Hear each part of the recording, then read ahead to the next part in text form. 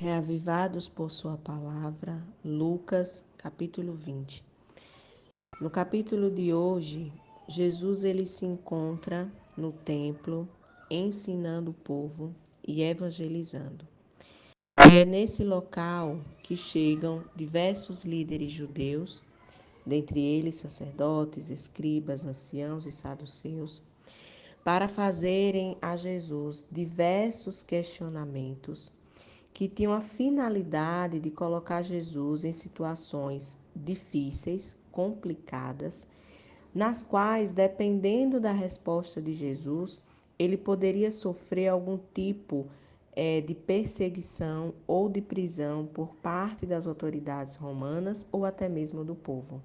E é justamente sobre esses questionamentos que tinham o objetivo de prejudicar Jesus e de levá-lo à morte que nós iremos estudar no capítulo de hoje. Esse primeiro questionamento que é feito a Jesus acontece logo no início do capítulo 20, no qual, a partir do verso 1, a Bíblia diz que os principais sacerdotes e os escribas e os anciãos que estavam no templo questionam a Jesus sobre sua autoridade.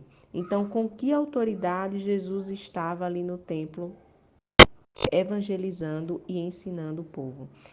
Mas Jesus, sabiamente, ele se recusa a responder essa pergunta, porque Jesus, ele ainda não ainda não era o momento adequado de Jesus revelar de fato e de maneira explícita quem ele era.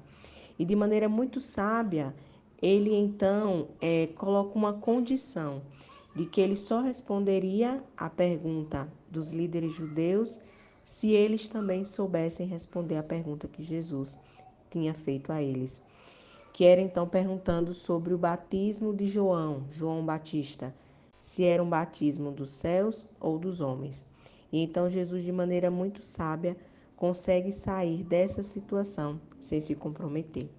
E então, a partir do verso 9 até o verso 18, Jesus ele conta a parábola dos lavradores maus.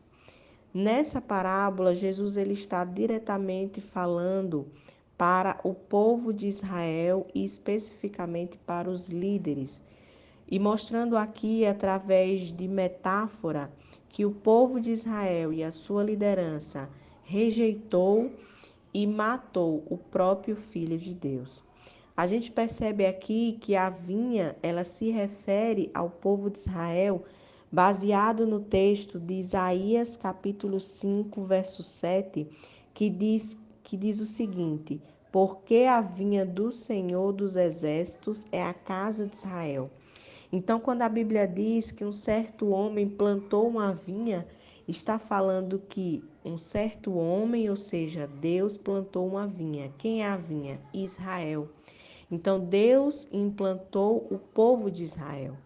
Só que esse povo e o seu povo, os judeus, eles começaram então a matar todos os servos que eram enviados por esse homem. Os servos aqui representam os profetas do Senhor, que ao longo do Antigo Testamento, como nós já estudamos, eles foram muitas vezes perseguidos e mortos por juízes, por reis que não obedeciam ao Senhor, que faziam aquilo que era mal aos olhos do Senhor. E então, no auge dessa parábola, o filho do dono da vinha, que é enviado, este também é morto.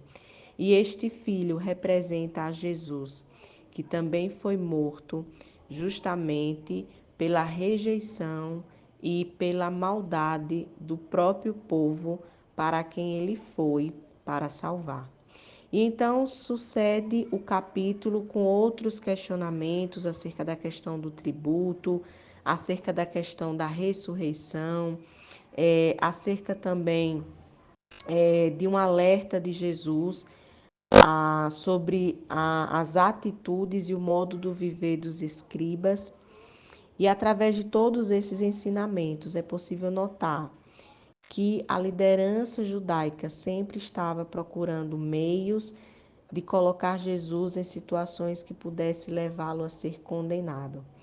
mas Jesus sempre conseguia um meio de sair ileso, sempre prezando pela justiça, pela verdade, pela honestidade. E no verso 45, Jesus ele faz aqui um alerta para os seus discípulos, para que eles se guardassem dos escribas que gostavam da ostentação, da vaidade, dos aplausos. É, tudo isso é dito quando Jesus fala que eles gostavam das saudações, dos primeiros lugares.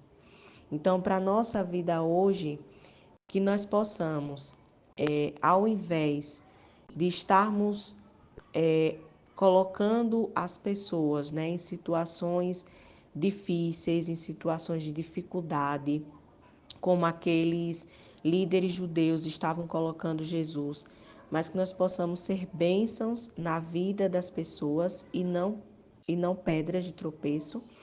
E também, como no final do capítulo 20 de Lucas, Jesus fez um alerta para os escribas, desculpa, para os discípulos, que eles não deveriam ser como os escribas, mas eles deveriam ser pessoas humildes, abnegadas, generosas e que sempre estivessem dispostas, né? Pessoas dispostas a ajudar o seu próximo. Que as verdades desse capítulo possam trazer reavivamento, paz e esperança ao nosso coração. Que o Senhor nos abençoe.